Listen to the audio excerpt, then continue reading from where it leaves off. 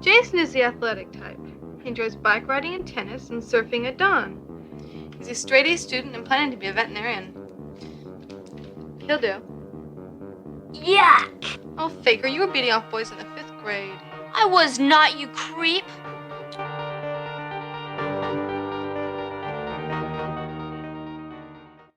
Maybe we should split up.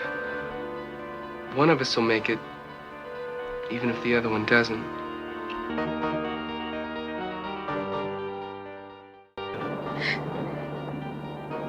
It's... I didn't hurt you. Stop doing this. Takes a lot of love for a person to do this.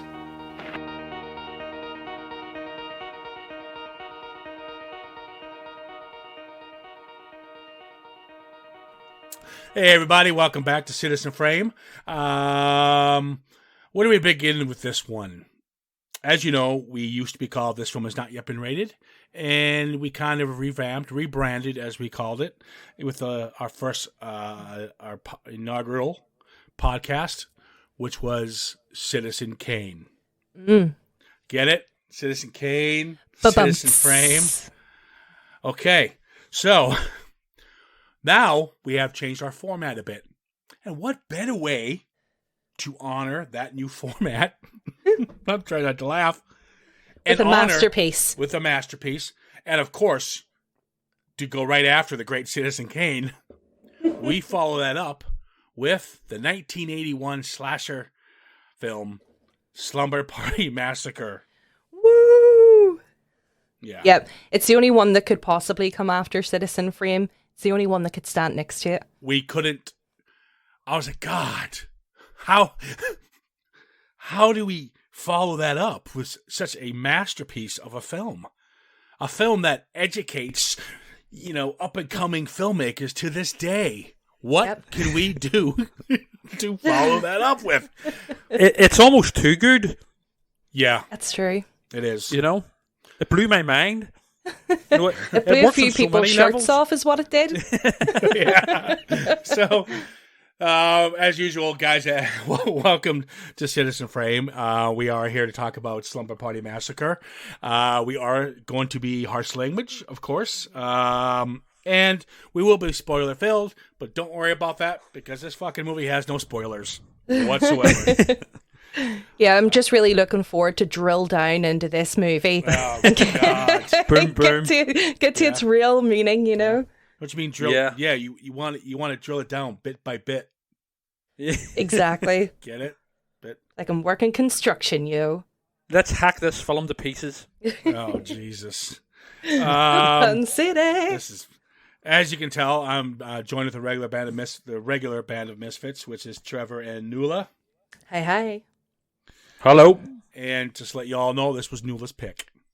Yes, it was. Yeah. Nuala's guilty. I seen this movie doing a watch party with a group called The Midnight. If you haven't heard of them, go and check them out. SlumberParty Massacre, yep. But it was, we had a slumber party. We took off our tops. We had a pillow fight. It was amazing. But yeah, I seen this. I only came across this movie maybe 2 months ago. I couldn't believe I had never seen it, but I knew that I had to talk to you guys about it once I had seen it. The funny thing is, of all of us, we're all horror fans, probably our number one genre. Yeah, we all have our own subgenres. I am the slasher guy. I watch every slasher film that come out. Don't care how bad it is, yada yada yada. I will watch it. I own a lot of slasher films, and this one is up there from a fan base, not from me, from the fan base of slasher fans. They seem to really like this film. I don't fucking get it. So it'd be interesting to see what your guys' opinion is of it, because I really don't understand the popularity of this film. It has quite a high rating on IMDb as well, like about 6 out of 10, which surprised me. Yeah. So real quickly, guys, this is it. Girl turns 18, even though she's 50. She has a mortgage and 2 kids. Yeah. She turns 18. Parents are going away. For her 18th party, she's having a slumber party. Guy shows up with a drill and goes after him. That's it. Like, all right, people guys, are take sitting, care of yourselves. Thank you for listening. people are sitting going, but wait. Surely they have this slumber parties for a guy to turn up with a drill if you get my drift. Yeah. Like, what's so unusual about this? But, hold on to your hats, folks. The opening scene, we're introduced to these, she's 18. And I'll say this right now. The entire cast is at least late 30s. Yeah, like there's Courtney, the young sister of Valerie, one of the characters that you meet later in the movie. Well, the start of the movie, I guess. And she's like a legit 40, and she's meant to be 13, and she's sitting sucking a lollipop with pigtails in her hair on the bed and throwing temper tantrums. Along with the killer, I mean, the acting throughout this is terrible, but the younger sister of Valerie, along with the killer, are the worst offenders in regards to acting. Yeah. It is fucking ridiculous. She's like trying to play like a theater, like you just said, Nuala, and she's pouting and wow. Yeah. It's like it's almost like are we watching? Now, they say this was technically some comedy in this, and I'm sure she was supposed to be the comedy, but I was cringing. I was not laughing at this at all. Oh my God. Okay, so talking about their ages, I could not stop laughing. Now, I watched the film. I didn't watch it again. I couldn't, but I forwarded to a scene. So she's saying goodbye to her parents. Okay, enjoy your 18th slumber party. Ha ha ha. And there's a scene where she goes, now you be a good girl. And she goes, Mom, I'm 18. And she burns her doll, or Barbie doll, or whatever it is. Yeah. Or she throws it in the bin. It's like that whole, I'm 18 now, I'm a woman, I'm going to get rid of my toys. Forgetting that she has a room full of toys still, but like picks up a couple of them and throws them in the bin. She's like, I'm a woman now. Well, it shows you how deep this film is. It's symbolic, you know. Mm-hmm. Well, that's it. It's the subtext. The loss of innocence. That's why the weapon is a drill. There's a perfect shot later in the movie that shows it when one of the girls is getting cleared out, Diane, and he has the drill hanging between his legs, and it's just a shot from between his knees, pretty much, and her looking at it like, oh my God. He's got a big one. Yeah. Big drill. For me? Since we're talking about the killer and the drill, now hear me out. Isn't that this killer is carrying around a power drill? Yeah. I got two questions. Yep. First of all, it's not really a question. It's why the fuck, if you're going to be a serial killer, would you want to lug that thing around? Because if you have any kind of chase scene coming up, which is quite a few, you'd be tired. Yeah. You need something more mobile. I mean, no offense, I wouldn't be scared of this guy. I wouldn't be scared of him anyway. His acting's absolutely shit. He's completely unconvincing. The guy who plays the serial killer, his name is Michael Villela. And he's done a lot of films, like 9. And he decided that he wanted to base his physical body movements. And the killer's name, by the way, is Russ Thorne. Jason Voorhees, Freddy Krueger, Michael Myers, and Russ Thorne. Russ Thorne's the guy you beat the shit out of in the library when you're in high school. He's the owner of the local hardware store who's had it bad and just sought revenge. Yeah, that's another thing really pissed me off. There was no backstory for him, no motive. Yeah. Well, it's funny. He was just like escaped from prison. Mass murderer escapes from prison. And that's it. And that kind of piggybacks on what I was going to say. The actor decided he wanted to create his own movement. So he based the movement.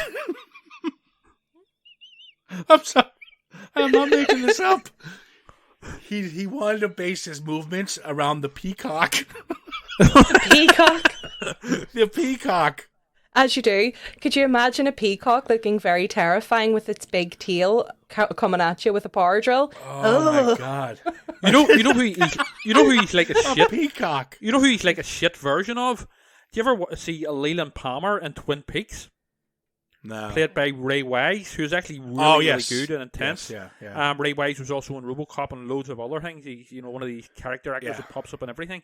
But he's really, really intense and sinister in Twin Peaks.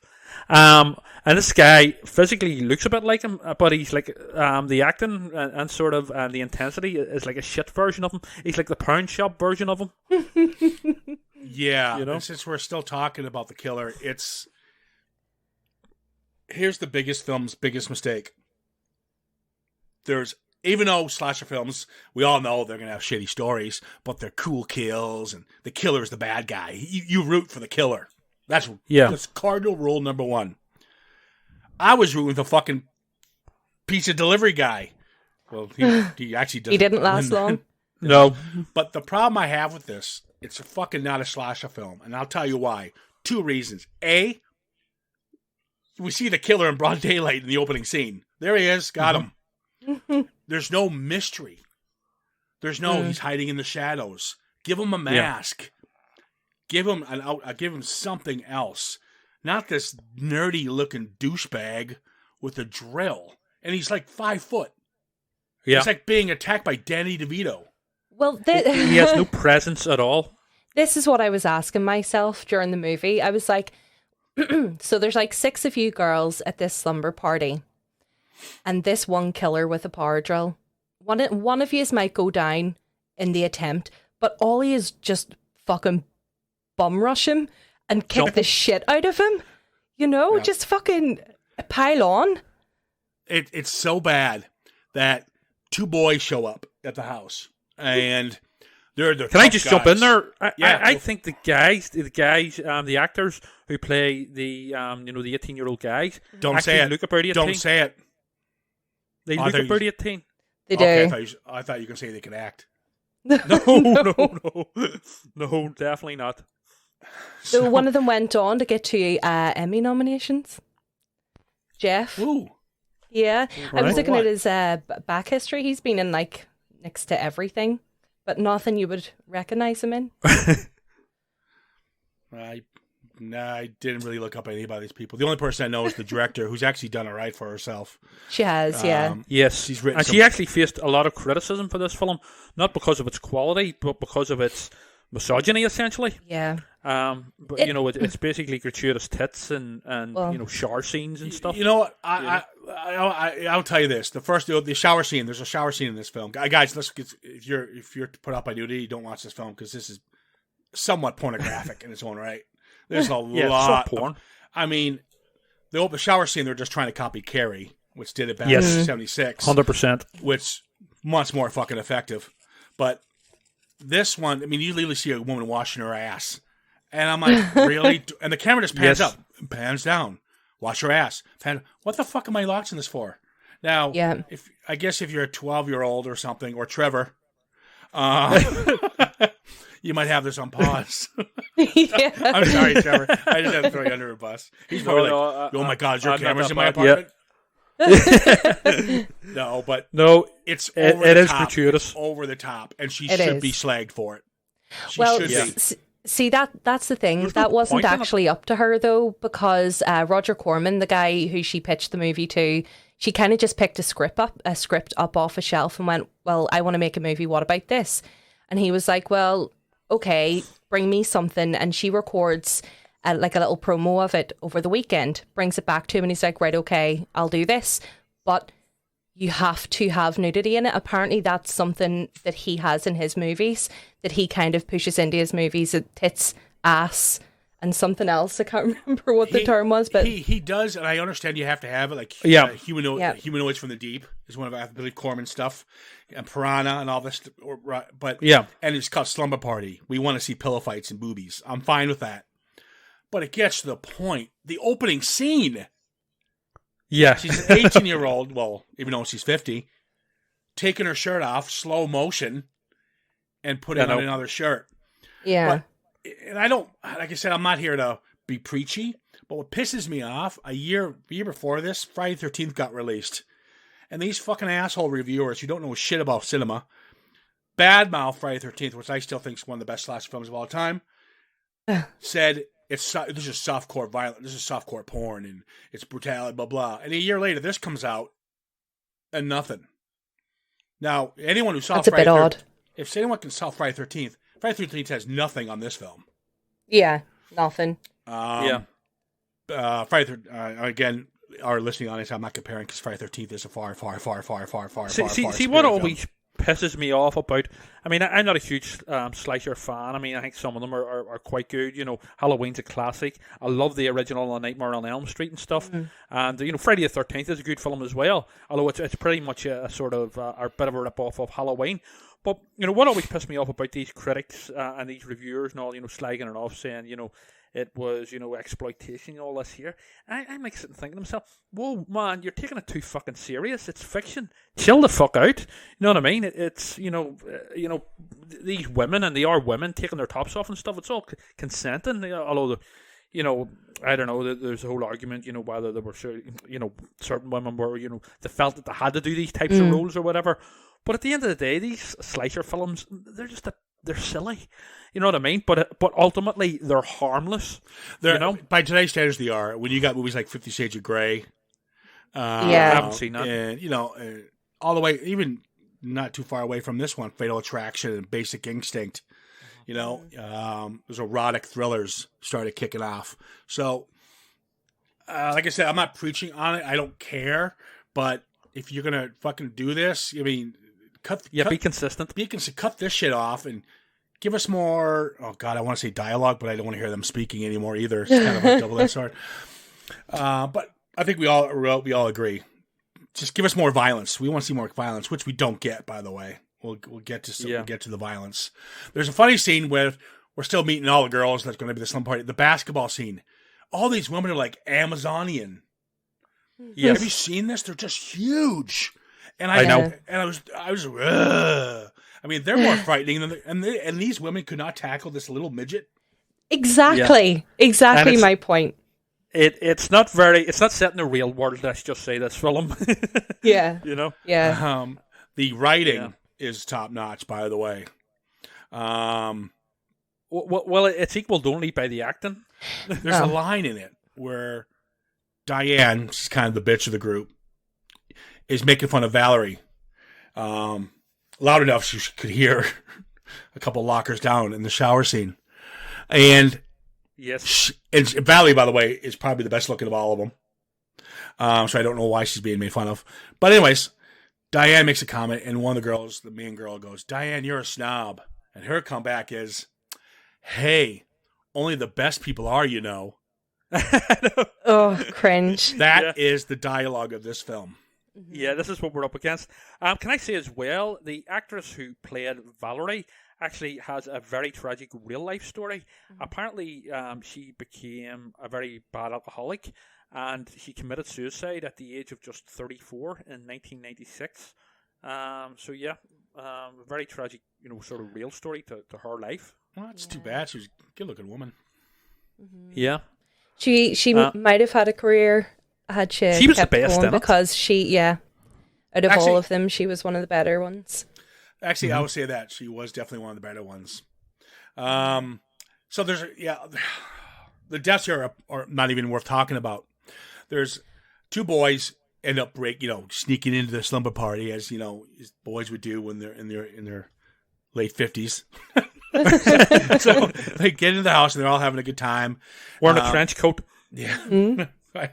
And they order pizza, and the killer's killing people off one by one poorly. You guys got a drill, and the deaths are boring. And most of them you don't really see anything. But they open up the door to get the pizza, and the pizza guy's standing there, which I don't know is physically possible because both his eyes have been drilled out. He must have been holding him. Okay, I didn't. Okay, I'm holding him. I can love to see. Like a puppet. Yeah. He's got his hand up his arse, and he's holding him. Like because at one point he wraps the door, and the two guys ask, "Hey, how much is it for the pizza?" And he goes, "Or how much is it?" And he thinks it's about the kills, I'm guessing. He goes, "Well, about 6 so far." Yeah. And that's probably one of the only lines that I enjoyed. Oh, he said that? I didn't pay attention. Yeah. Yeah, I remember that, yeah. Well, this is when they realized... It was mildly amusing. This is... I leave it to get confused by this piece of shit. This movie's an hour and 17 minutes, and it's way too long. Yeah, they could have at least cut an hour off it. Yeah, just give us a shower scene. No. So when the other pizza and the pizza guy's dead, they know something's wrong. Now there's a house full of these Amazonian women, these two guys, and oh God, what do we do? We'll just leave. Yeah. So she runs to call the police. She's literally making the call. Oh, hey, what's going on, officer? Oh, not much. Oh, yeah, somebody's dead in our house. Okay, we're at 666, blah, blah, blah. And by the time she pretty much gets the whole address out, he cuts the phone line. He cuts it? Yeah, he just waits. They don't seem very worried either, by the way. Sure. The acting on display doesn't exactly sell it as a terrifying situation. It's just like, oh yeah, whatever. There's a killer outside. Oh yeah, let's eat pizza off the fucking dead pizza guy's Exactly. body. How fucking inappropriate was that? I was just going to say that, like, they're really not that fussed about the situation. Whatever, it's like, There is someone that I want to mention because he hasn't been mentioned yet, and he stands out to me in this movie, Mr. Contant. Oh, the next door neighbor, right? Yeah. So he is tasked. He's mildly creepy as well. He's mildly creepy as well. Well, he is very. I thought he was very creepy in the movie. But he was in the house at the start whenever Trish was left home alone, and he came from upstairs, and came down. Why was he upstairs in her house? Yeah, was he like fucking weird in all sorts of levels? Yeah, like it just made me think he's been up there in their underwear drawer or something. Like, it has to be that's what's happening. And then she gives him a cup of coffee, but later he's out the back with a butcher's knife, snail hunting. What is up with this guy? God, come on, Nuala. We all go snail hunting with butcher knives. Well, apparently so, because one of the other girls' dads, my dad goes snail hunting too. Is this like, I wanted to ask you, Kieran, is that something that happens in America? Oh, yeah. Instead of putting slug pellets down, you guys are out with the butcher's knives. I have. I think that was just thrown in there for a sort of fake jump scare. I might tear up because it brought up the good memories of me and my pa going down the creek on a Sunday morning. Hunting snails with the butcher's knife. God, the memories. It was such a great hunt too, because they were tough to find. And when you did, they were slow, but damn. How were they tough to find? You just follow the snail trail? Yeah, it's so... Jesus, sounds like something from Labyrinth. Right, we're all slagging this film off, and we're all having a laugh at its expense, including myself, obviously. But there is one scene I was impressed with, and I thought it was very cleverly done. And I think that there is a scene in Scream which is inspired by it. It is a scene where Valerie is watching a slasher film while the real life slasher stuff is going on outside her door. And I think the scene in Scream where Jamie Kennedy is sitting on the sofa. He plays Randy in Scream, and he's watching Halloween while the ghost face is behind him. I think that was inspired by this scene. Mm-hmm. It was a good scene because she can't hear what's going on, and clearly someone is being murdered just outside her front door, and you feel so bad for this young guy because... fuck him. They're dicks. Well, I felt kind of bad for him, and especially Jeff too, when he's at the back door trying to get in and they don't let him in, and then the driller killer gets him. You know, you feel kind of bad for them because while they were arseholes, they're still young boys. But I don't. Sorry, go ahead. You know, but that whole scene, that whole time, I was like, who listens to TV that loud? That was stupidly loud. And she's like young enough that she, her hearing shouldn't be giving her too many problems. So I didn't understand why so loud. Well, let's talk about the deaths of the boys. If there's any bright spot, well, getting rid of them, that was a bright spot right there. But there's one effective death in this film. One. And this is it. So the two Muppets, great line. They're sitting on the couch and the girls are having pizza while they see the dead body of the pizza boy right in front of them. And they using him as a table. Yeah, and they called the police. So I'm surprised they're not there yet. But anyways, who cares? The guys go, listen, we have to do something. Let's run for it. Okay, you go in the front, I'll go in the back. And if one of us don't make it, one of us will. I was like, okay. So the boy runs in the front, leaves the front. So he's got a whole neighborhood. A whole neighborhood. He could have ran left. He could have ran right and just kept going. But no. He goes to the neighbor's house. The guy in the back goes in the back, and he goes to the garage. Okay, I'll give him a pass because there's a car in the garage. He gets killed in the garage with the drill. Well, supposedly, but he pretty much dies in the garage. The other guy is banging on Valerie's door, who's the neighbor, by the way, this whole time. He's the one getting picked on in the shower. And he's banging on the door, bang, bang, bang. Valerie can't hear because he got the TV on, blah, blah, blah. And then all of a sudden, the killer shows up. Now, the killer just took his time. He kills the one guy in the garage, walks over to the other guy, gets him. I guess my point here is that I don't get the timeline here. Yeah. And it doesn't make sense, really. It doesn't make any sense. It's badly edited. Yes, but that's what kills it, pardon the pun. Yeah. It was actually a decent death. It was kind of hard to watch because what happens to the kid is he's got a knife to protect himself. Guy doesn't have the drill with him, and they're fighting, and he gets the knife from him, and he stabs him multiple times, and you hear the kid screaming. It's actually a pretty effective little death scene. Yeah. But ruined by the poor direction, poor editing, poor everything. It has a glimpse of hope. There's another scene where the killer's going to... Before they eat the pizza, they decide to cover the dead body of the pizza guy on a sleeping bag. So the killer, as he's taking everyone out, takes the body away from the sleeping bag, throws it down the stairs, and then hides underneath the sleeping bag. Okay, effective. This could be a creepy little scene. But it's ruined by horrible outcome. Nothing benefits from it. Horribly paced. And you already know who the killer is.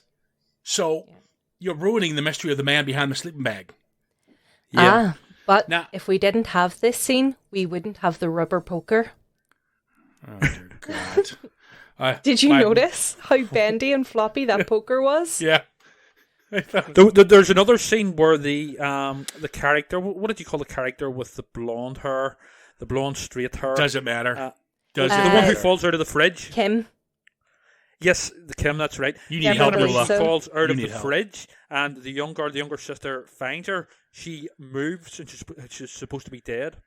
Yeah, she actually, there was part of that which was like a wee goof because she had to hold him proper self up so she didn't fall out of the fridge too early. So that part is kind of a bit of humour thrown in. They kind of left it in because it was a bit funny. Yeah. Did they? Well, I mean, it's just, listen, my point being is that there was some ideas here that really could have worked, but it's just so sloppy. Mm-hmm. The deaths are horrible, and then you've got oh crap, what is it? The fucking gym teacher. Yes, who shows up? Why did she show up? Well, at first I thought she was one of the students because she's very young looking. Well, she looked about 30 like the rest of them. She should have played one of the students. Yeah, she looked about the same age as them. See, what had happened is they were on the phone asking about who had won the game, the sixth order of the basketball game, and who had done them. Something along those lines. I'm really not good with sports. Oh, okay. But like a Final Four kind of thing. Yeah, that kind of thing. So the girls were on the phone whenever the whole pizza man thing went down, and she heard them screaming. So she decided to come over to check out and see what was going on. And that's how she ended up there. Yeah. Okay. Yeah. Okay. It's just, it just pisses me off that I can't get over the fact, and I mentioned it 300 times, mention it again, that you know who the killer is. We talked about the neighbor. What's his name? What is his name again? Content. Nuala is the expert on the movie. She has the making of a documentary 4 hours long. But he would have been a good red herring. Mm-hmm. Yeah. You know what? Yeah, would have absolutely. Been, or a good twist where it turns out it is. Well, yeah, more of a red herring. Even better. Have him be the brother of the guy, or you think the driller killer he's the guy doing the killing, but the whole time he's there to protect them from him. Well, that would have been a good twist. Or Mr. Content, was getting creepy at some point later in the house and killed him because he was being a creep with one of the young girls, and the driller killer kills him. And you're kind of like, well, good, he got him kind of thing. They could have just added a bit more to it because, like, I legit thought he was a panty sniffer whenever he was in her house. So, yeah, I would have liked to have seen a bit more that way. See, that's the thing. I'm dogging on the movie because it could have, it had potential. If not for being a slasher movie, for the fact that they've come up with the cordless drill that could be carried and used without charge for a whole day. I was about to say, how is quite impressive. Yeah. Maybe did it in his van. But no, I'm with Kieran. A major problem with this film is the killer. The killer has no mistake, no backstory. You fucking see him right from the off. It's pretty, but I was thinking about it. He doesn't have a backstory. Well, up until the later films, Hannibal Lecter didn't have a backstory. But the thing is, Hannibal Lecter is deeply intriguing character, and stuff. And obviously, it's helped by great acting by the likes of Anthony Hopkins and even before that, Brian Cox. Well, this guy, it's just nobody cares. Yeah, I mean, you're comparing kind of apples to oranges though, with Hannibal Lecter to this, but yeah, that's what I mean. But my point is, it's a simple fix. Don't show his face. Give him a mask, a ski mask. Or don't even give him a ski mask. Hide him in the shadows. Yeah. Don't care. Yeah. Give us an let's face it. Give us an opportunity. Sorry, go ahead. Give us an opportunity to think that it's the neighbor. Yeah. But they don't. Give us an opportunity that's the coach. Mm-hmm. Give us some kind of mystery here, but they don't. There's a scene where the girls leave the high school. By the way, there's only 4 girls who go to the high school. And one girl stays behind, and she's being chased. The most boring chase scene you'll ever see in a film. And he's running around with his drill. I still don't get it. But she's hiding, and she's going to get away. He's leaving. But then he sees the blood from underneath the door. So he starts drilling through the door, which is going to take him 4 days. And she's just there screaming. It's the funniest scene. He's like, "Rear, rear." Do you know what? I felt bad for her because you kind of thought maybe she'll get away, and you would like to have had someone maybe get away from him. But yeah, no, I get what you mean. It's really not the best, but like there are parts of this where I can see why it has a cult following. While I'm dogging it too. So bad it's good type thing. That kind of thing. Because while I don't think it's fantastic, I did enjoy watching it. You know what I mean? Because I sat taking the piss out of so many parts of it. So it's kind of fun in that way. But it's a perfect drunken film to watch with your mates when drunk. No, it's not. No. It's not. Guys, I don't get it. It was just sit and laugh at with friends. I mean, I think I got more mad because it had potential. Let's say the girl, the scene in the drill, that's going for 4 days, and he's trying to get in the door, and she's sitting there screaming. Maybe not have that part. Maybe she does get away. Let her come in, be the hero at the end. Something. This is just one big flat line. There's nothing here that I would go. I would say, yeah, a couple scenes, got potential. Jesus fucking Christ. You've got your goddamn lead killer guy who's mimicking a peacock. I mean, to be the killer. What about that bit at the end where he finally speaks? And it's like, oh my God. Yeah, he says, love you. Really he says, takes a lot of love for a person to do this. Yeah, and that's supposed to be. I suppose he thought that this was going to be, audiences would be thinking, "Oh, he's so deranged and so creepy," and it was just like, "Fuck, this is ridiculous." I was like, "What?" Yeah. What does that mean? I even have it for our soundbite for the beginning of the podcast. Do you know who you reminded me of? Do you ever remember The League of Gentlemen? It was like an English TV show. Oh, I love it. I'm a big fan of it. Yeah, brilliant. And he's like, "Hello, Dave. I love you. You're my wife now. You're my wife now." That's exactly. Papa Lazarou. Yeah, that's exactly what that reminded me of, and it made me laugh. Like, I was expecting him to turn right and have all the rings on and the hat, and only Papa Lazarou is genuinely creepy. This guy is fucking ridiculous. yeah. I love the League of Gentlemen. I think we know where y'all stand with this one. Trevor, why don't you give us your final thought? Well, what can I say? It's like the Citizen Kane of slasher films. No, yeah. I mean, it's badly executed, pun intended, badly acted, badly directed, badly written.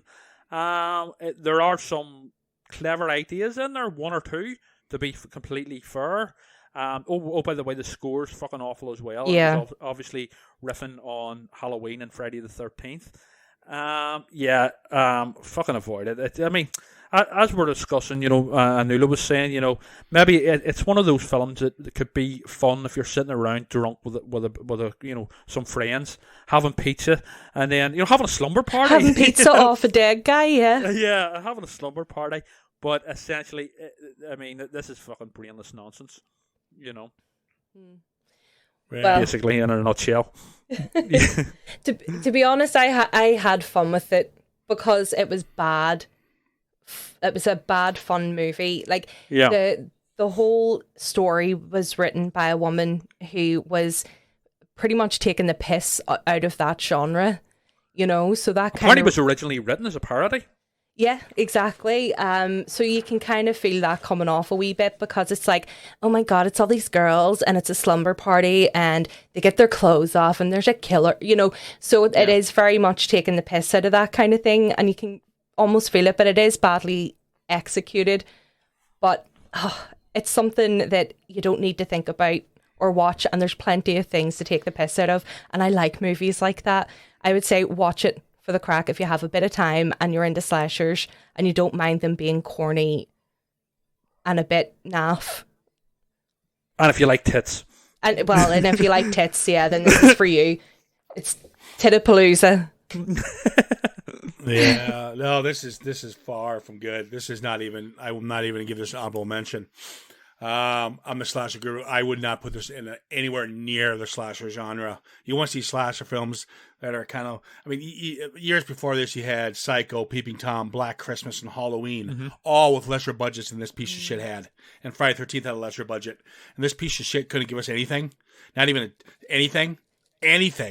Give us an effects artist. Give us a fucking mask of the killer. Give us something.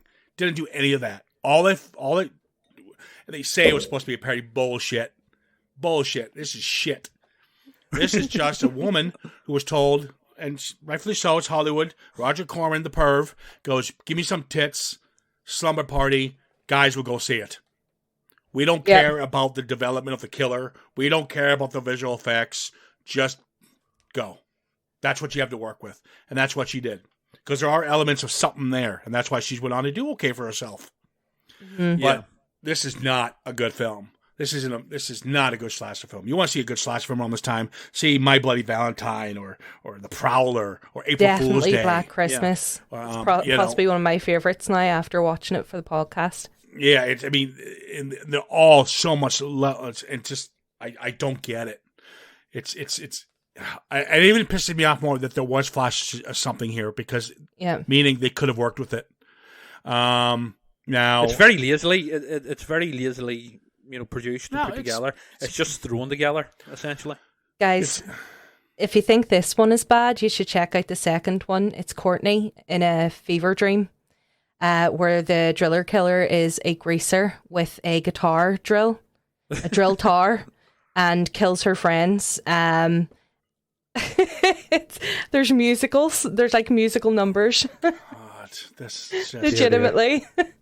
This is bad. This movie's 77 minutes long, and it's too long.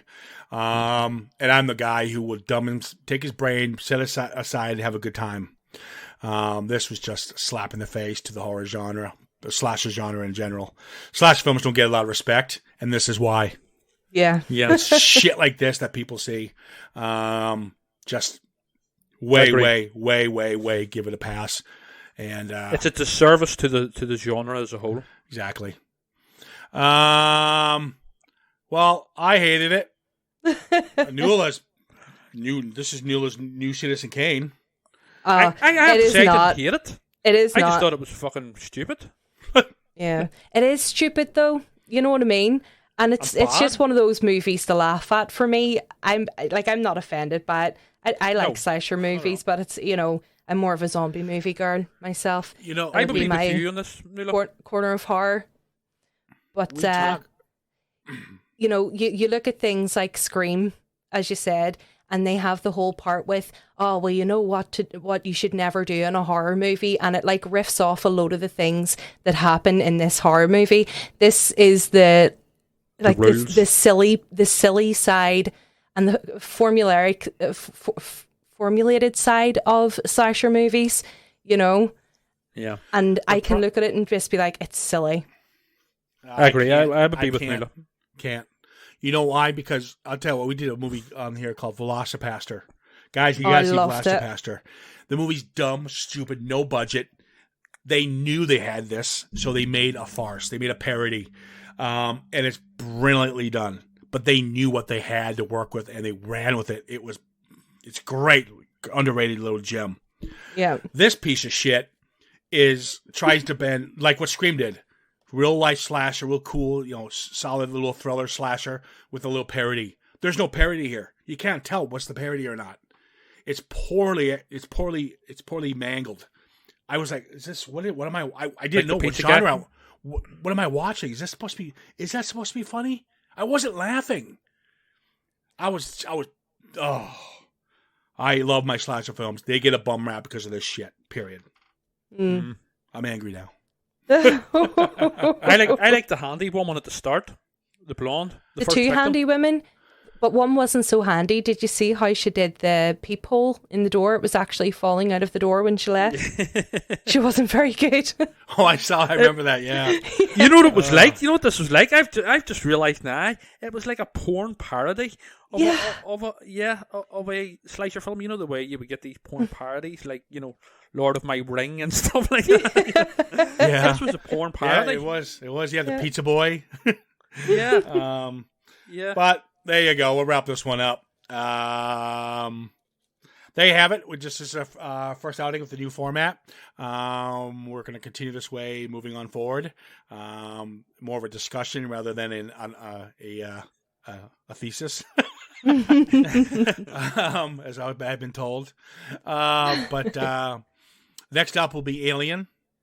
That one's going to be a fun one because with this new format, it allows us to talk more about outside the box, so we can talk about the trilogy, actually the quadrilogy, I guess you can say, plus the Alien versus Predator, kind of a longer talk. Then after that, we got Spider-Man, again, allowing us to talk more about the whole universe of the Marvel Universe, giving us a lot more time to be able to do that with the new format. But that's a wrap. Thanks, guys, for listening. We are on Facebook, as usual, as you guys know, at Citizen Frame. We're also on Citizen Frame _podcast and Instagram, I believe. Is that correct, Nula? Yes. That's us. Come check us out, guys. Drop us a follow to stay up to date with all the latest Citizen Frame news. And if you're on Twitter, I post updates and sort of news for us as well. On Twitter, my handle is at @TKBossPhantasm. There you go. He's got a handle. Yeah. I don't even know what that is. Better than a drill. I'd rather see a door handle. That would have been creepier. Door handle killer?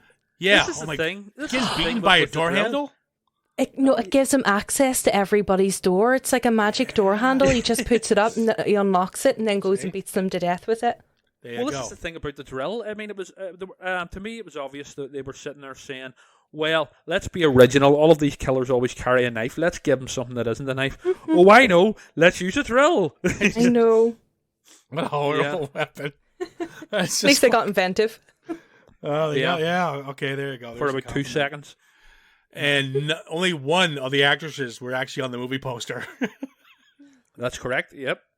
That's funny. Kim's on it, I think, and the rest of them are just like models or whatever. Yeah. I didn't even notice that. Mm-hmm. And even the poster looks like a little bit of a porn cover. Well, on that note, here's a bit of useless trivia for you as well.